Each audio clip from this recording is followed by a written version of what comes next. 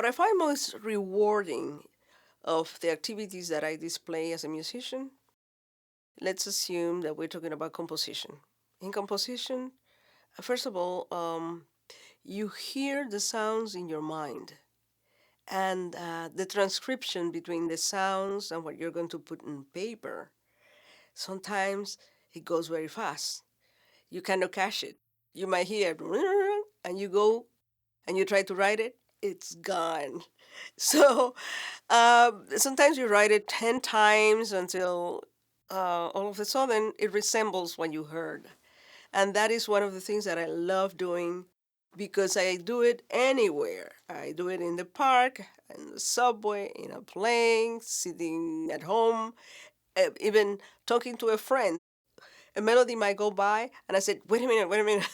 And I tried to get a piece of paper and sketched out what I heard. So, composition for me is the act of creation in a very tangible way because it's something that I hear inside of me. No one else is hearing that. And I try to bring it out in order to share that with the audience or those that would like to listen to the pieces.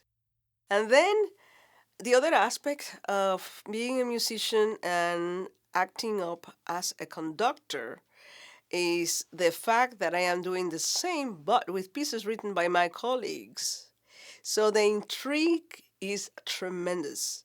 Not only that, composers that were living centuries ago, listening to what they were thinking at that point and trying to recreate that music in a convincing interpretation. And the interpretation, my interpretation of the music as they wrote it, and then trying to get the music out of the paper in order to give it to those that are listening. So that is something that I enjoy very much from centuries ago to yesterday because I am very, very, very involved with contemporary music, which is the music that is written now.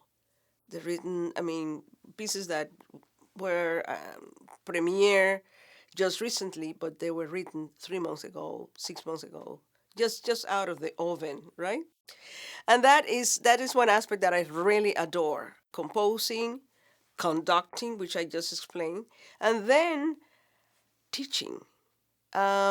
Because what I teach is composition, and I deal with young composers or composers which are doing DMA, you know, becoming a composer with a doctoral degree, and they are involved in big projects that may be a ballet or an opera or musical theater or symphonic orchestra, chamber music, a string quartet.